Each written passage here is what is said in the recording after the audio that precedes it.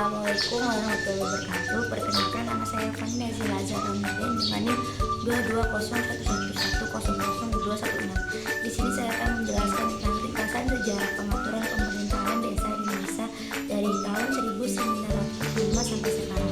Sejak Indonesia merdeka pada tahun 1945, pengaturan pemerintahan desa mengalami berbagai perubahan seiring dengan dinamika politik dan administrasi negara, yaitu terbagi menjadi 4 masa. Yang pertama, masa awal kemerdekaan tahun 1945 sampai 1979. Pada periode ini, pengaturan pemerintahan desa masih mengacu pada hukum adat yang berlaku di daerah masing-masing daerah.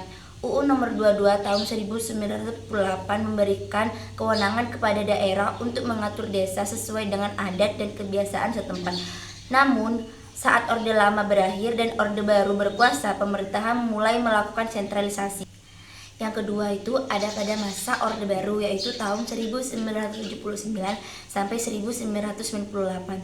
Pada era ini, desa mengalami perubahan besar dengan diterbitkannya UU Nomor 5 Tahun 1979 tentang pemerintahan desa.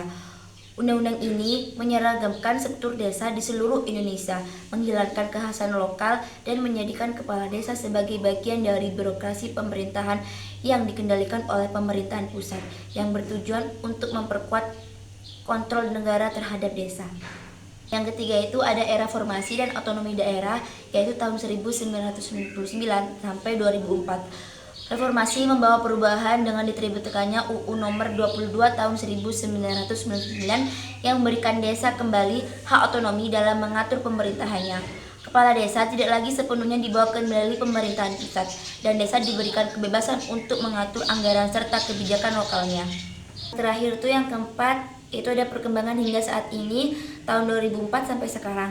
Regulasi tentang desa semakin berkembang dengan dikeluarkannya Undang-Undang Nomor 32 Tahun 2004 yang mempertegas otonomi desa, dan akhirnya disempurnakan dengan dikeluarkannya Undang-Undang Nomor 6 Tahun 2014 tentang desa.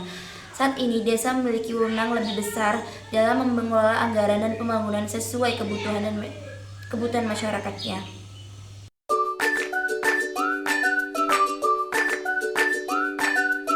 Selanjutnya itu opini tentang pengaturan pemerintahan desa di Indonesia. Pengaturan pemerintahan desa di Indonesia mengalami pasang surut antara sentralisasi dan desentralisasi. Pada masa Orde Baru, kebijakan yang menyeragamkan desa menghilangkan kearifan lokal, tapi memberikan stabilitas administratif.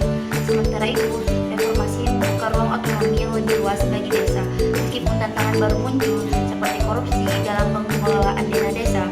Secara keseluruhan, Undang-Undang Desa tahun 2012 merupakan langkah kewenangan dan anggaran yang lebih besar untuk pembangunan lokal.